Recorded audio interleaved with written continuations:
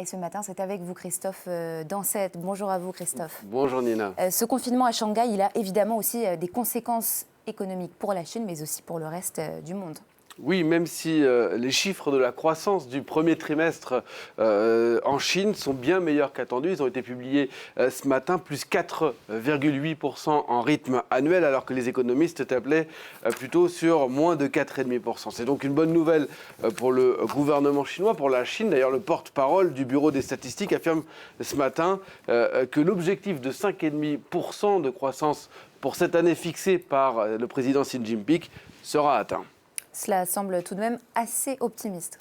Oui, parce que le confinement de Shanghai, dont vous parliez à l'instant, n'est pas encore pris en compte par ces chiffres de la croissance du premier trimestre. Ce confinement, il a commencé le 28 mars dernier, à la toute fin donc du premier trimestre.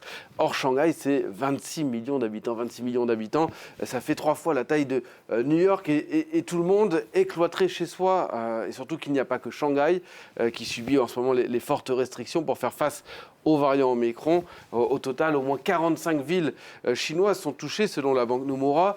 Ça représente 337 millions d'habitants et surtout 40% du PIB de la Chine. Ces restrictions, ça se traduit par des usines qui tournent au ralenti, qui sont parfois fermées, à l'image de l'usine Tesla, par exemple. Les chaînes d'approvisionnement, eh bien, elles sont très compliquées. Les camions doivent patienter des heures pour pouvoir entrer dans la zone du port de Shanghai, qui est le plus grand port du monde. Ils doivent se faire tester avant d'accéder donc à ce port. Le port lui-même n'est pas...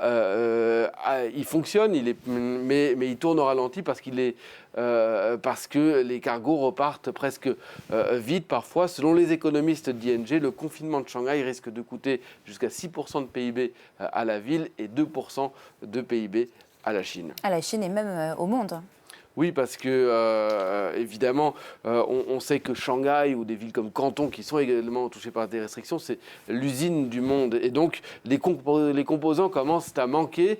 Certaines usines, ici en Europe, en France par exemple, sont déjà obligées de fermer. C'est le cas de l'usine Renault de Douai, qui ne rouvrira pas avant le 25 avril prochain. Et ça ne présage rien de bon pour l'économie mondiale, puisqu'encore une fois, parce qu'une fois que Shanghai rouvrira, on risque d'assister à un embouteillage de cargo, comme c'était le cas à la sortie déjà il y a quelques mois de la crise du Covid-19, avec pour conséquence une forte augmentation des prix du fret.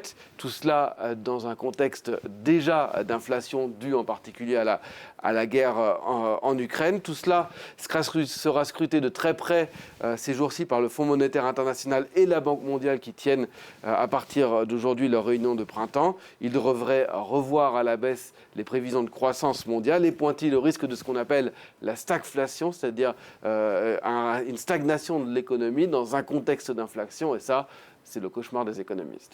Christophe Dancet pour l'Info Éco, on vous retrouve tout à l'heure. On se retrouve à 7h45, on ira un peu plus loin sur ce décryptage de la croissance chinoise.